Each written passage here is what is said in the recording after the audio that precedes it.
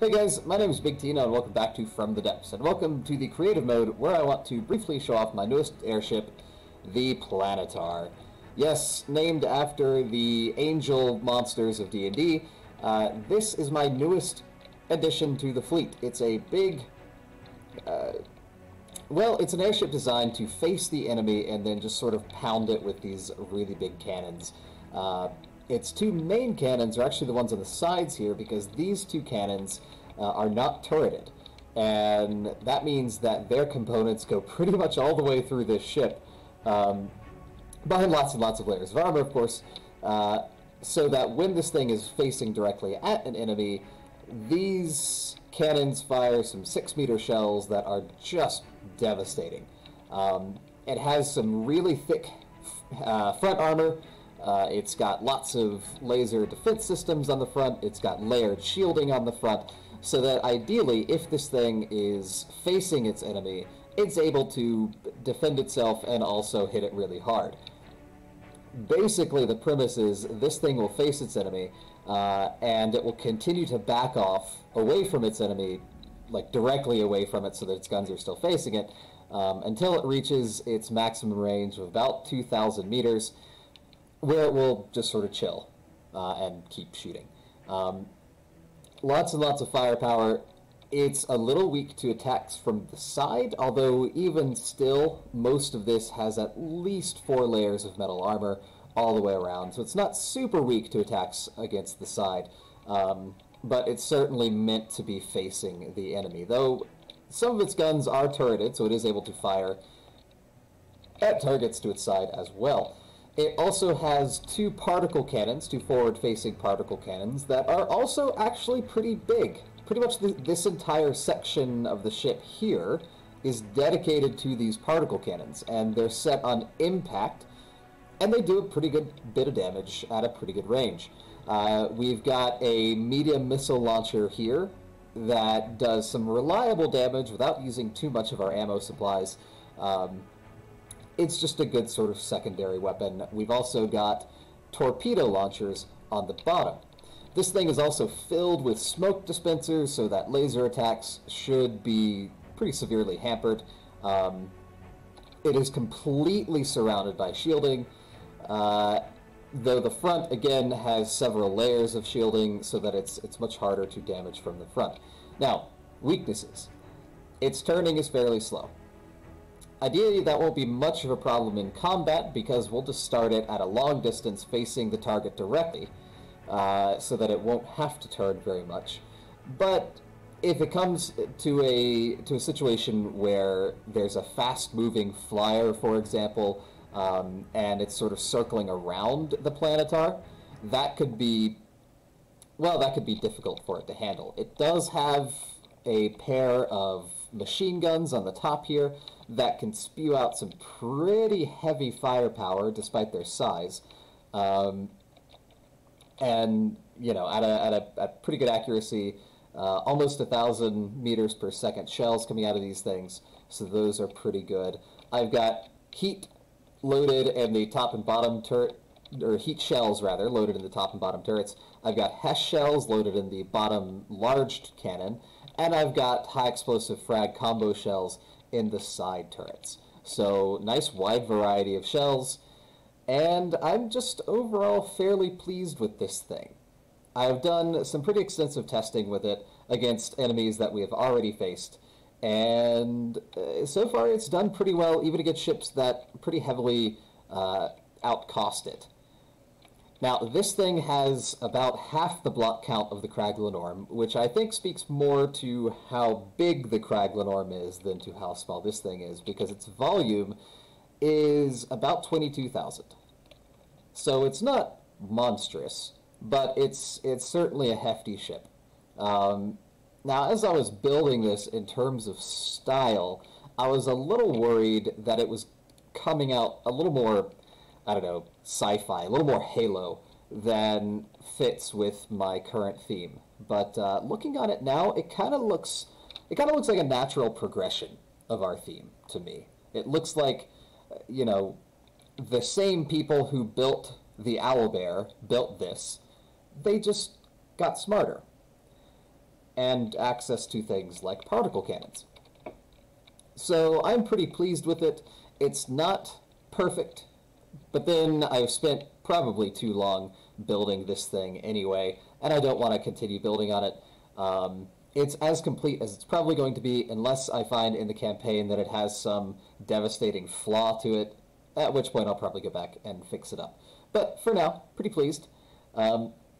So yeah, let me get back into the campaign. I'll start us back up as soon as I have one of these babies built. Alright, we are back, and I had forgotten completely about this little fleet here. This is my old fleet of owlbears and Sahuagin and Pathfinders and that sort of thing, versus an attacking White Flayers fleet, which, as it turns out, is just 2 ships. Looks like 1 ship and 1 plane. At least I believe that's a plane. Ah, I see. So what they did is they came through, they reinforced this tile a bit, they reinforced this tile a bit, and then what's left over has attacked us here. So I'm actually not that worried about it. In fact, I think we'll be just fine. So let's go ahead and send our lovely outdated wooden ships against these 2 probably pretty impressive White Flare ships, but they're pretty significantly outnumbered here. So for once, we're the ones outnumbering them with worse ships than they have. So this will be an interesting change of pace, I think. Let me hop onto an owlbear, and let's get this started.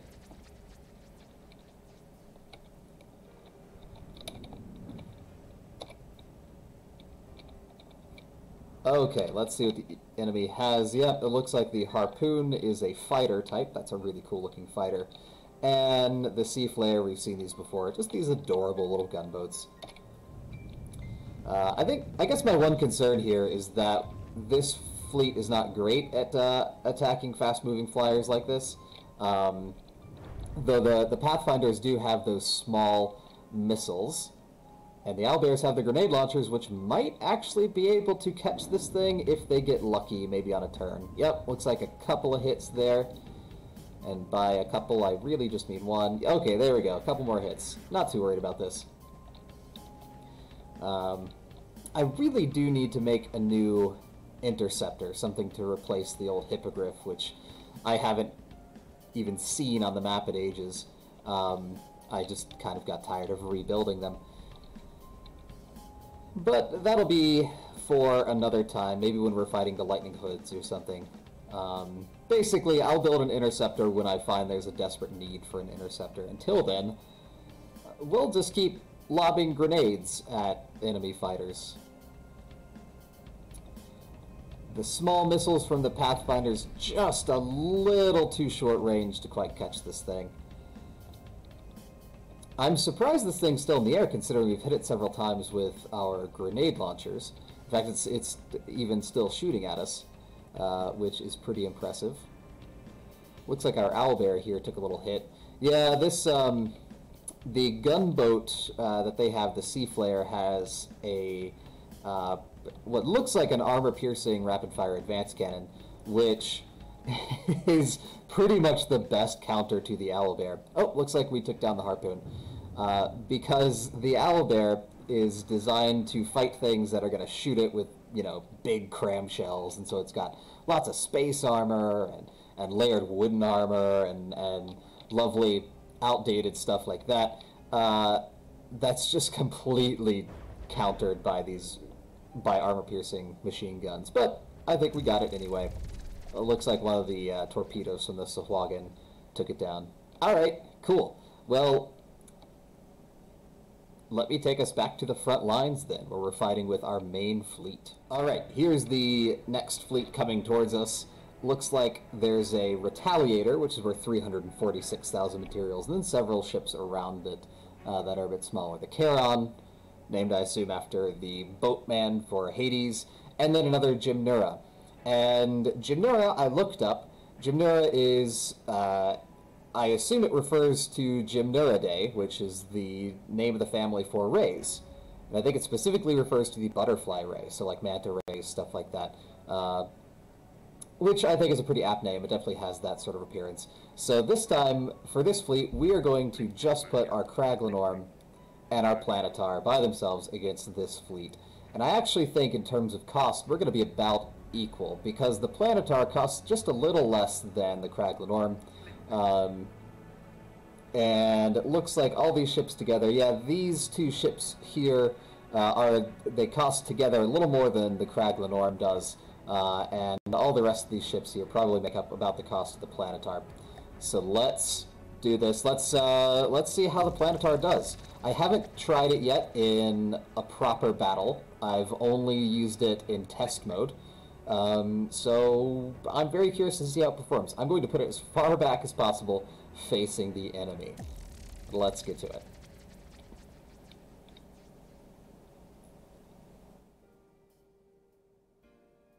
Battle begins.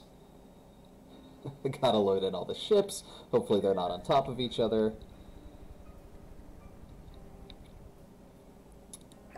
Turn our AI on. Looks like I have paused it just in time to see the lovely particle cannons fire. Looks like they're kind of charging up there. Let's see what the enemy's got. Again, the lovely Gymnura here, such a cool design. And then this is the Retaliator, a ship we've not seen yet. I was a little worried that this game had reverted back to the expert difficulty, the expert design difficulty, after I had that glitch and had to reset a save.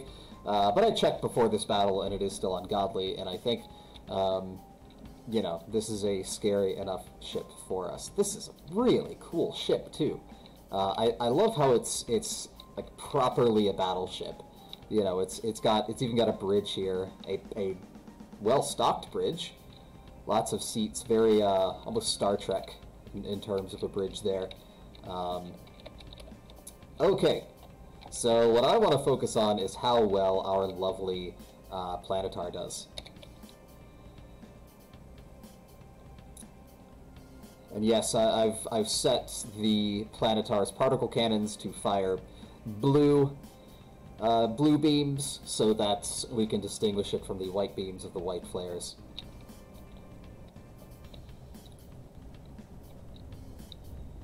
Here come the shells of the Planetar. Looks like we're already doing a good bit of damage to this thing. Is this the Charon? It looks like it's a support craft, because it was definitely repairing other ships. Lots of shells bouncing through the water here. The Planetar should also be just dumping torpedoes into the water as well. Again, huge fan of torpedoes, just kind of as a concept. Lots and lots of big hits going on against the Retaliator. A little bit of frame loss here. I am stuck on this just as much as you are. I assume something is exploding somewhere. Yep, looks like we have detonated something really big on the inside of the Retaliator, and it is launching forward into the air. And you can see just tons and tons and tons of shells coming out of the Planetar. Again, its main cannons fire 500mm gauge shells that are 6 meters long, which, if you think about it, is a really freaking huge shell. That and all of these have inertial fuses, so that shields don't really stop them too much. As you can see, these shields are deploying, and they're just not doing much for them. Lots of good hits on the sides here.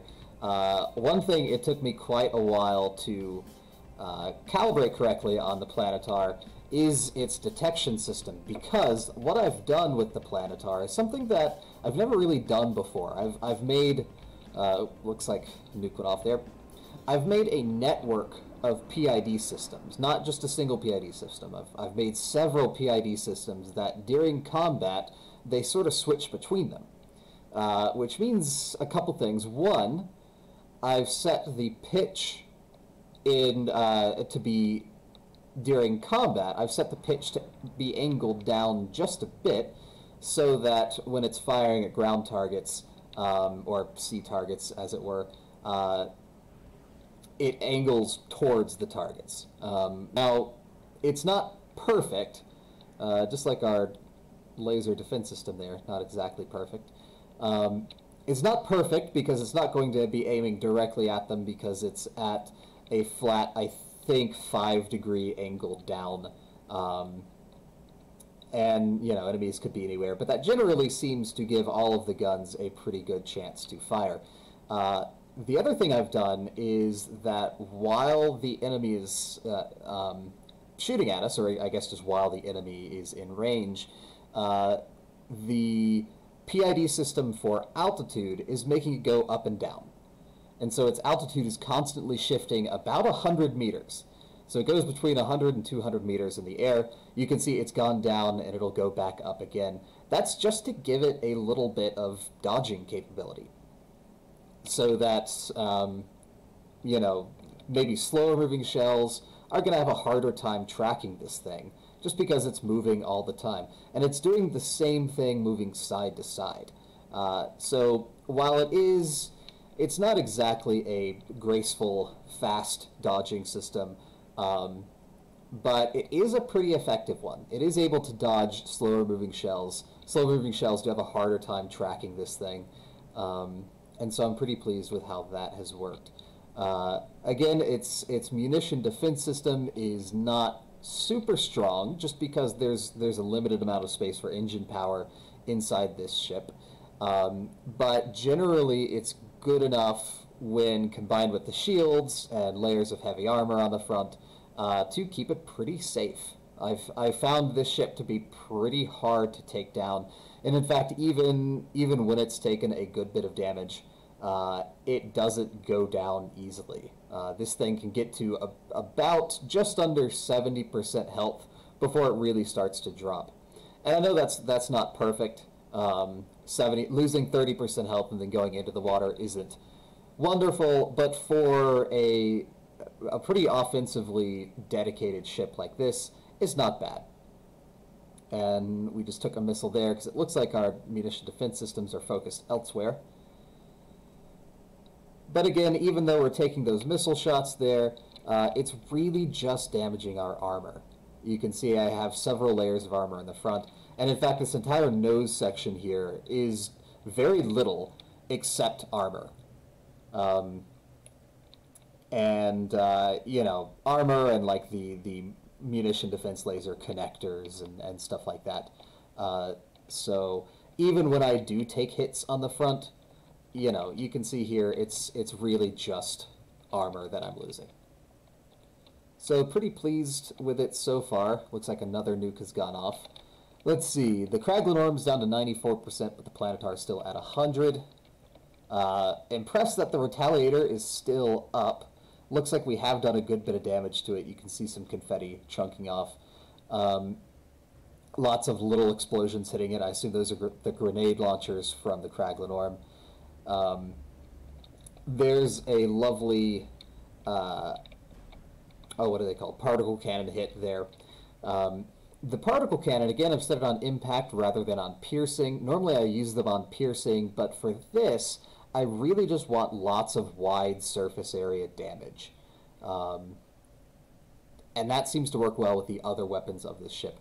I assume something is exploding somewhere. Hopefully it's not something of mine, although it looks like maybe a nuke may have just detonated on the Kraglenorm, which is down to 91%. So yeah, I assume the Kraglenorm just got nuked. Again, sort of showcasing why the Kraglenorm is not the ideal ship to be fighting against the White Flayers.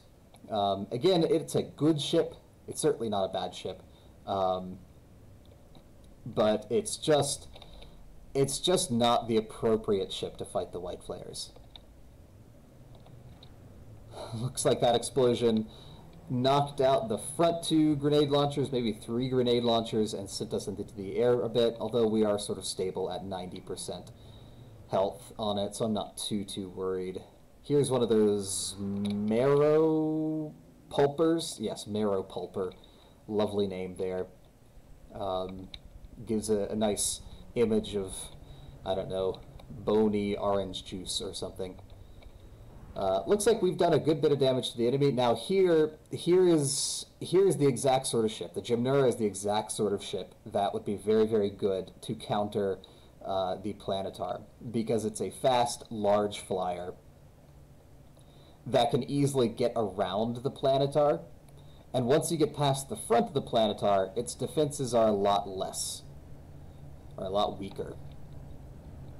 And so those missiles could actually do a good bit of damage to us if our side lasers don't manage to catch them.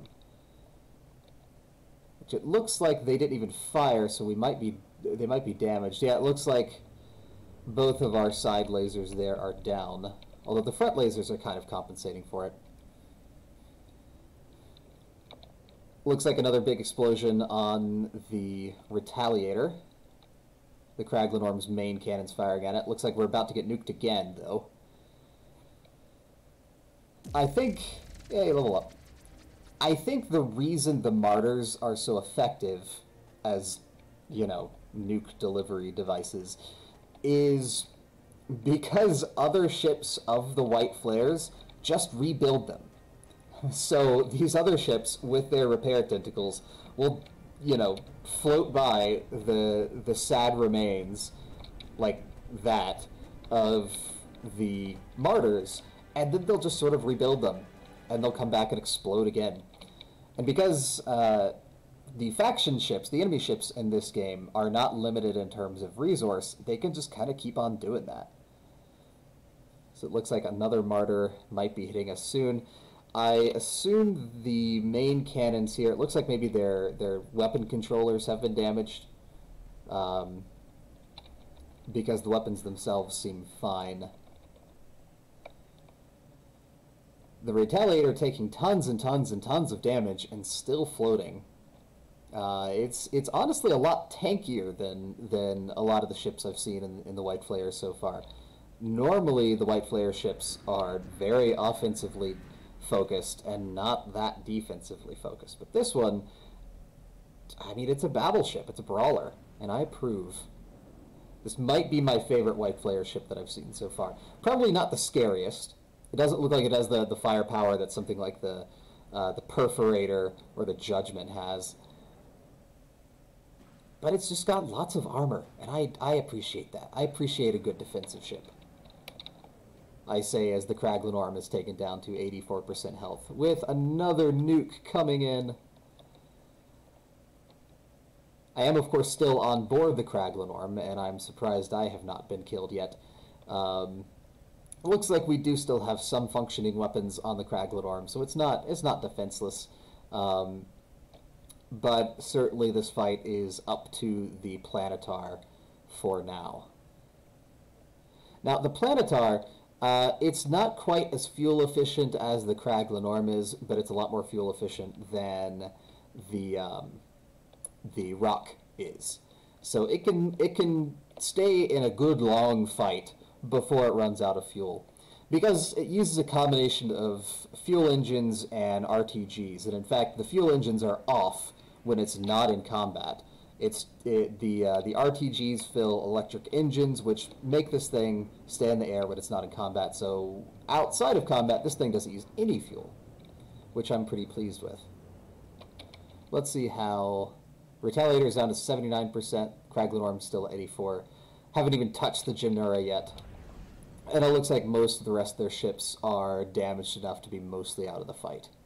I think once we take out the Retaliator, our ships will be focusing on the Gymnura, and it shouldn't take too long to take them out, although looks like we might be nuked again.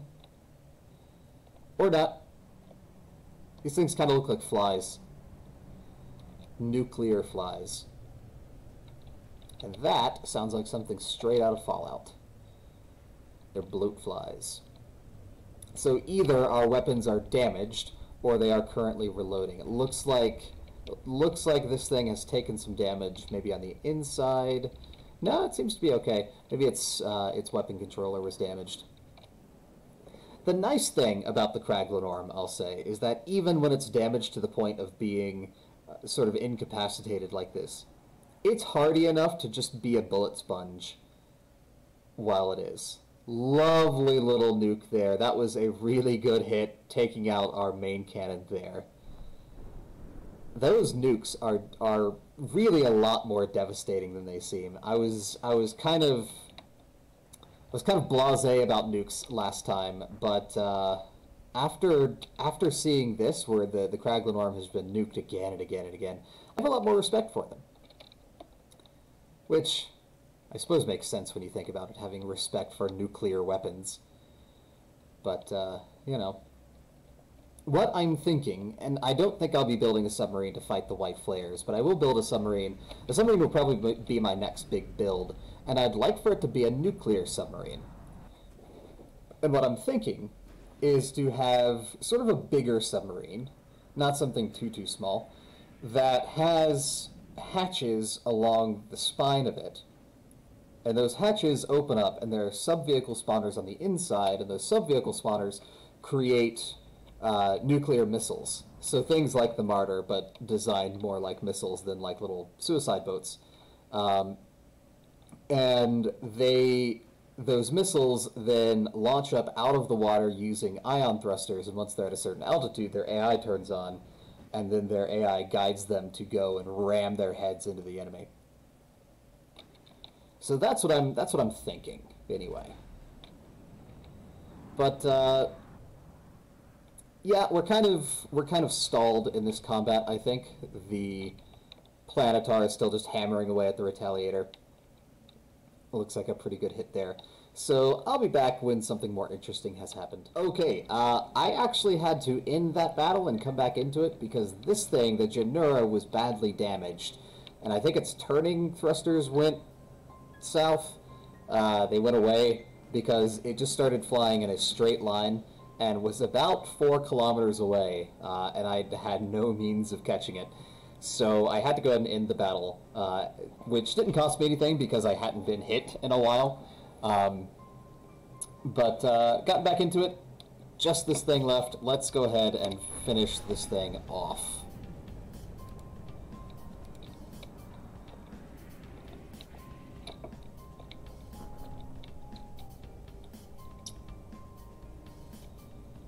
Hopefully we can do a little better at hitting it this time. I'm thinking probably the missiles from the Planetar are going to have the best chance of hitting this thing. Although even they are not. They're pretty long range, but they're pretty long ranged in that they're pretty quick. They only last about 20 seconds, and I've found that they can usually get to their target in about 20 seconds. The Kraglin arm is in the process of being repaired, but it looks like it's lost all of its grenade launchers and its 2 back cannons. So unless we get a really lucky hit with these main cannons, I don't think it's going to be contributing too much to this fight. Looks like we are getting some good missile hits from the Planetar on here.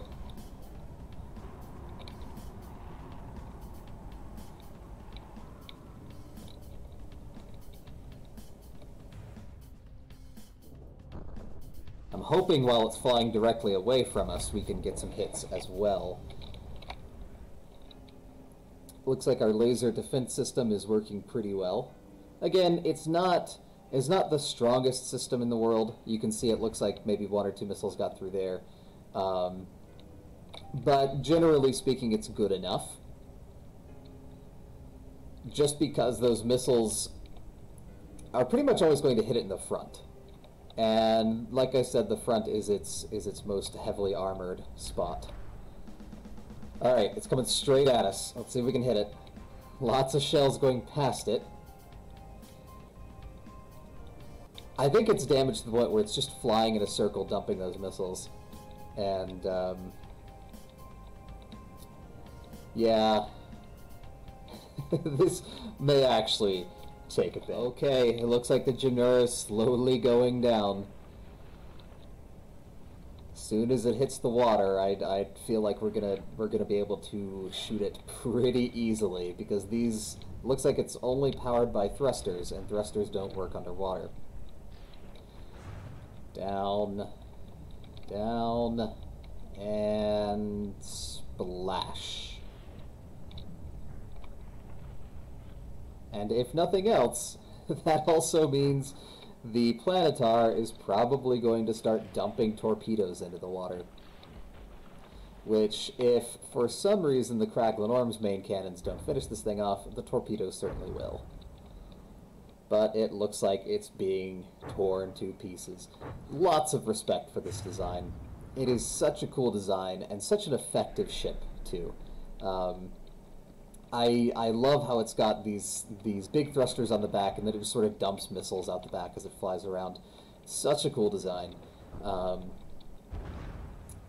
And I'm just really pleased with seeing it again and again. It's not a ship I get tired of.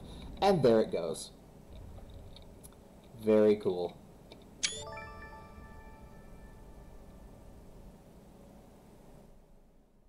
Alright, next fight should be with the Gorgon, the White Flayers' capital fortress. And here it is, the Gorgon, the evil Disney castle that it is. It is such a cool design, and I think I've said it before that the White Flayers might have the coolest main fortress here. I just love it.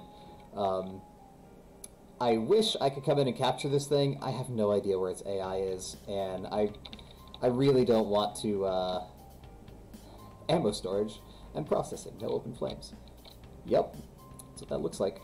I really don't want to just sit here forever, just digging around for its AI. So probably, unless I get lucky and damage the thing, I'm just going to be blowing this thing up. But let's see how it fights back. Looks like it does have a whole bunch of these rapid-fire advanced cannons. Looks like they are primarily being deflected by the Craglin Orm's shields, which is good, and our retaliation strike. Evil Disney Tower is falling. I may have actually spawned the Planetar a little too far away this time. I do need to get a kind of a good sense of how far away it needs to come in on the map. Because the thing is, part of its balancing to make it face the enemy and sort of back off is that its guns have a ton of recoil. Oh, that is a cool explosion. This thing is just detonating. I think we added some open flames to it, to that ammo storage. Oh, that's so cool. That's awesome. But yeah, part of the balancing act to make the Planetar stay a certain distance away is that I have no recoil reductions for its directly forward-facing guns. And when it's at a good range, that actually works really well to keep it at that range. When it's too far away, that is a little bit of a problem. So that's something I might tweak. I might see if I can fix that. But honestly, I'm not too concerned. I feel like it's performing where I want it to perform. Especially in that last fight when the Craglin Orm got absolutely beat up, and the Planetar was just fine. I also worry because I'm afraid the PID system that makes it go down a little too much. And in fact, looking at it now, we are really low to the water. In fact, we might just be sinking there. I'm not entirely sure what happened there. Yeah, I think I'm just gonna have to bring its altitude up 100 meters. Alright, it is going back up, but that was way too close. I haven't seen that happen before, so I'm not sure exactly why. Again, it might be a range thing. But I think I am just going to bring its PID altitudes up a good bit so that that doesn't happen. Especially because then, the bottom weapon will be able to fire better. Because the top weapon, as long as the ship is aiming down, the top weapon doesn't have a huge problem shooting. These bottom weapons, if it's too low, they are going to have a problem shooting. And of course the Kraglenorm just sort of rushing the thing. And I do kind of poo-poo the Kraglenorm, I know, but I am pleased with it as a design. I think it is a very good ship, and I think against factions like the Steel Striders, or even the Grey Talons, I think this ship is going to be a lot more effective, just because it's good at fighting other big, heavy ships. I think the White Flayers are just the perfect counter to the Kraglenorm. And I think we have pretty thoroughly destroyed this thing. But I am happy to continue watching these just awesome explosions as we continue to bombard this lovely castle.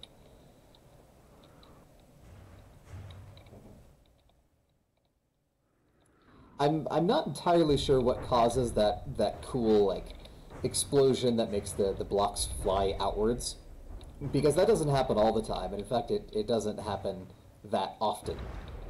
So it might just be how these turrets are sort of fit into the towers. I assume that they used light blocks to connect the turrets to the towers, because light blocks are invisible blocks that other blocks can pass through, but if they are damaged, they will explode. And it looks like the Gorgon has been destroyed.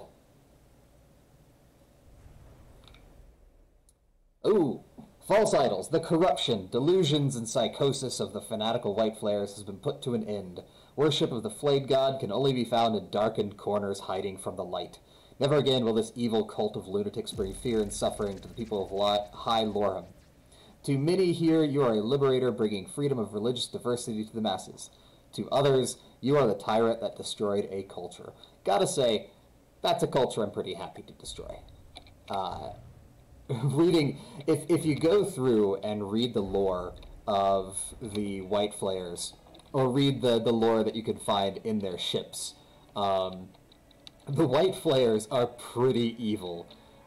It talks about how there's a huge diversity in the kinds of ship they use, because you have the high priests and stuff who have some of the most technologically advanced battleships in Nidar, and then you have the common people who literally drive wooden boats covered in nukes,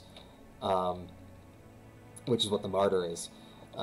So now we're not completely rid of the White Flayers yet. It looks like they have spawned a fleet here. We've got this little base there, and they've got a very small resource deposit here. They've got a little base there. So we're not completely rid of them yet, but we have damaged them enough to where they're not really going to be too much of a threat anymore.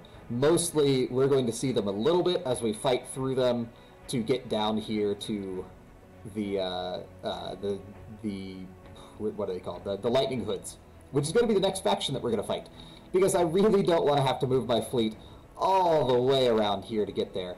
And I also want to take this resource point, so I'm probably just going to push down through here. And I'll only show a couple of the more interesting battles from that. But for now, I am all out of time. Thank you so much for watching. In the next video, we're going to, well, we're going to march down, see if we can get a fight or two in with the Lightning Hoods. So I'll see you in the next video.